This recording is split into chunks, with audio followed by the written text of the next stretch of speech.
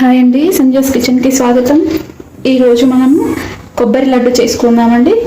ముందుగా ఇలా కొబ్బరి తీసుకోవాలి. నేను ఒక కొబ్బరి తీసుకున్నాను, ఇక్కడ కొబ్బరికాయ ఒకటి. అయితే ఇప్పుడు ఈ వెనకాల ఉన్న బ్యాక్ పార్ట్ అంతా ఇలా తీసుకోవాలండి. బ్లాక్ అంతా ఇలా మొత్తం పీలర్తో తీసేసుకుంటే మనకు ఈజీగా వచ్చేస్తుంది. ఇలా తీసేసుకోవాలి మొత్తం అంతా కూడా. పీలర్తో ఈజీగా వచ్చేస్తుంది మనకి. ఇప్పుడు మీద అంతా ఇలా తొక్క తీసేసుకున్నాం కదా, వెనకాల అంతా బ్లాక్ది.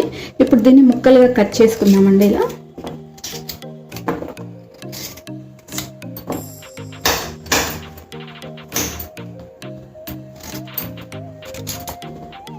ఇలా చిన్న చిన్న ముక్కలుగా కట్ చేసుకోవాలి. ఇప్పుడు ఇలా ముక్కలుగా కట్ చేసుకున్నాం కదా, వీటిని గ్రైండ్ చేసుకుందాము. కొంచెం మెత్తగానే గ్రైండ్ చేసుకోవాలి. ఇప్పుడు ఇలా మనం కొబ్బరిని గ్రైండ్ చేసుకున్నాం కదా, ఇప్పుడు దీన్ని కొలుచుకుందాం మనము.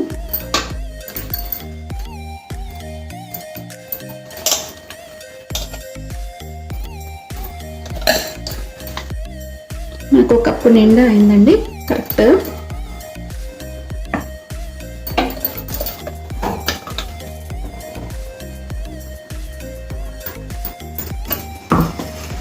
చూడండి, ఒక కప్పు నిండా అయింది. ఇప్పుడు దీన్ని ఇందులో వేసుకుందాం. మనం మిగతా ప్రాసెస్ చూసుకుందాం. ఇప్పుడు మనం పాన్ పెట్టేసుకుందాం, స్టవ్ వెలిగించుకుందాం. ఇప్పుడు ఒక టేబుల్ స్పూన్ వరకు నెయ్యి వేసుకుందాము.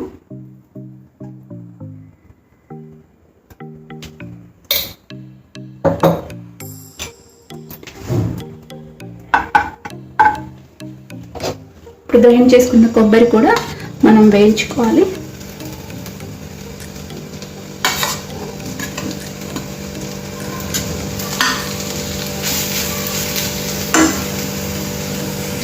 మీడియం ఫ్లేమ్ మీద పెట్టుకుంటూ కలుపుతూ ఉండాలండి, లేకపోతే మనకి ఇది కొబ్బరి అంతా మాడిపోతుంది.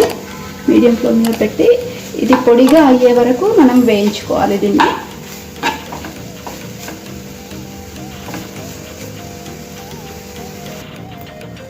చూడండి, ఇలా తేమంతా పోయే వరకు మనం వేయించుకోవాలండి. ఒక 1 minute 2 minutes పడుతుంది మనకు. ఇప్పుడు నేను ఒక కప్పు వరకు కొబ్బరి తీసుకున్నాను కదా, 1/2 కప్పు వరకు చక్కెర వేసుకుందాం. ఇందులో చక్కెర వేసుకొని ఇదంతా కలిపేసుకోవాలండి. నాన్ స్టిక్లో చేసుకుంటే మాడకుండా కరెక్ట్గా వస్తుంది.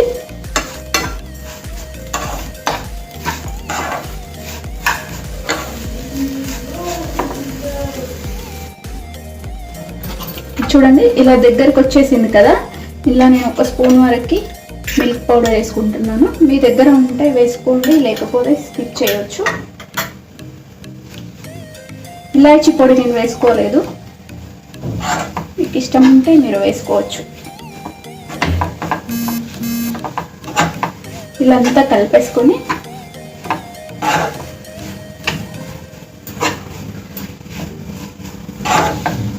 ఒక్క నిమిషం పాటు ఇలా కలిపేసుకొని మనం ప్లేట్లోకి తీసేసుకుందాం అండి.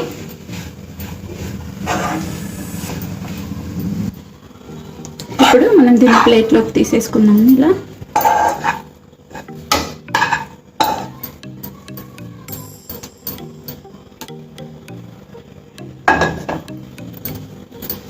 దీన్ని ఒక 5 నిమిషాలు మనము గోరువెచ్చగా అయ్యేదాకా పక్కన పెట్టేసుకోవాలండి.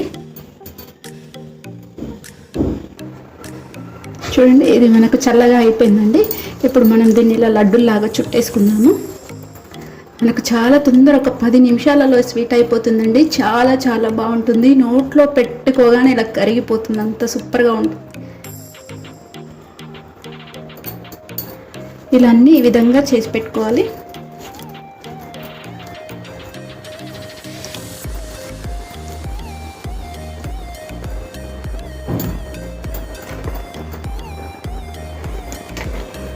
ఇలా మనం చుట్టుకున్నప్పుడు బాదం పప్పు లేకపోతే పిస్తా పప్పుతో కూడా పెట్టుకుంటూ చేసుకుంటే చాలా బాగుంటున్నాయండి. చూడడానికి కూడా చాలా బాగుంటాయి మనకి. చూడండి, మన లడ్డు చుట్టడం అయిపోయింది కదా. ఇలా బాదం పప్పుతో నేను ఇలా గార్నిష్ చేసుకుంటున్నాను. మీ దగ్గర పిస్తా పప్పు ఉంటే పెట్టుకోండి, లేకపోతే బాదం పప్పు కూడా పెట్టుకోవచ్చు. మనకు 10 నిమిషాలలో కొబ్బరి లడ్డు రెడీ అయిపోయిందండి. చాలా జ్యూసీగా ఉంటుంది, చాలా టేస్టీగా ఉంటుంది.